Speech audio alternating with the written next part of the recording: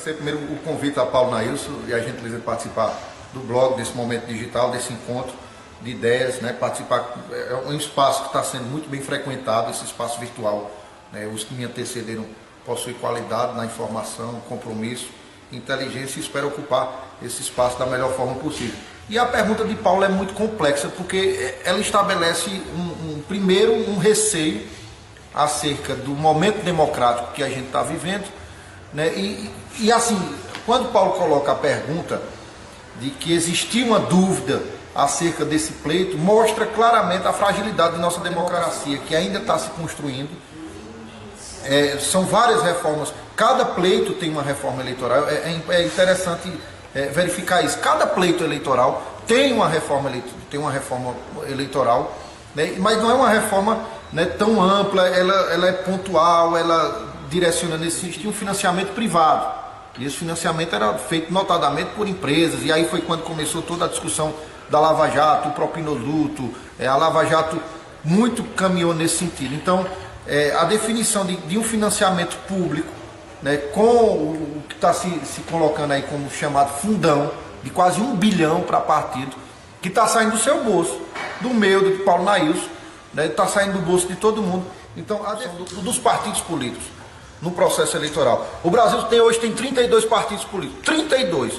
Então a gente começa a discutir, será que no Brasil tem 32 ideologias diferentes, né? Ou seja, democracias consolidadas, basicamente tem 4, 5 partidos. Você vê a Inglaterra tem um partido liberal, um partido trabalhista, né? E o partido conservador, basicamente são 3 partidos. Os Estados Unidos consolidou uma democracia com 2 partidos, republicano e democrata.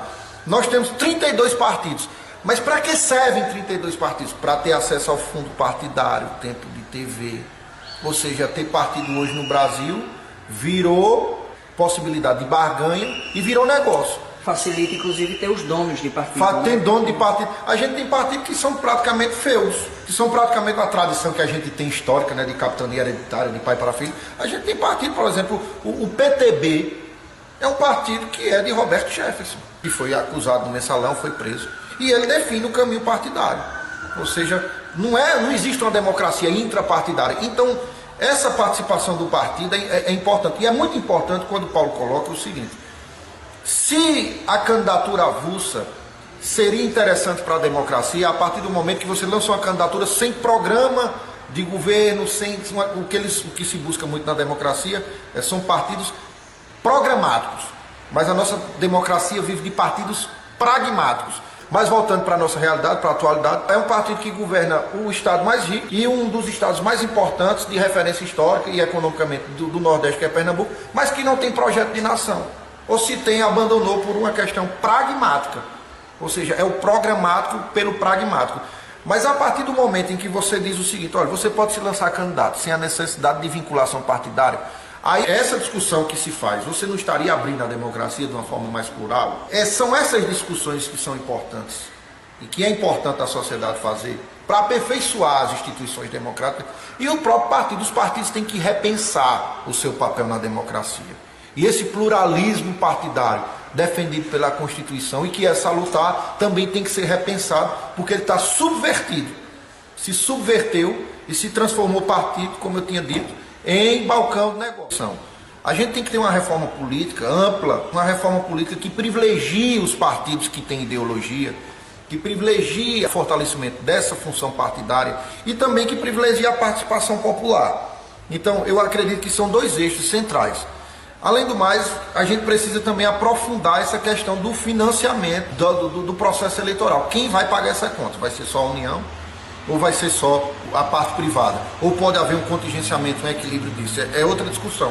Então, eu defendo o seguinte, Paulo, que nós temos que ter no Congresso uma ampla discussão da reforma política e uma comissão permanente de reforma política, para que a gente aperfeiçoe sempre esse regime democrático, para que não crie distorções. Nós estamos em um processo democrático extremamente desigual, distorcidos. Partidos com a receita muito alta, outros partidos com quase nada. Nós temos 13 candidatos, só 9 participam. Então que democracia é essa?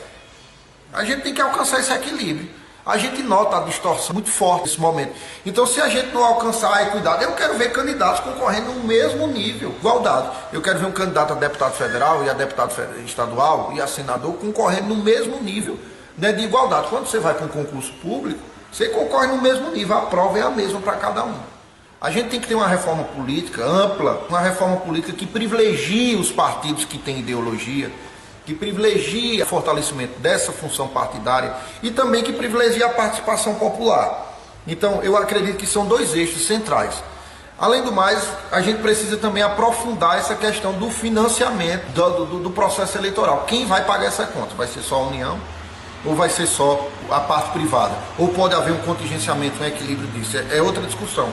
Então, eu defendo o seguinte, Paulo, que nós temos que ter no Congresso uma ampla discussão da reforma política e uma comissão permanente de reforma política, para que a gente aperfeiçoe sempre esse regime democrático, para que não crie distorções.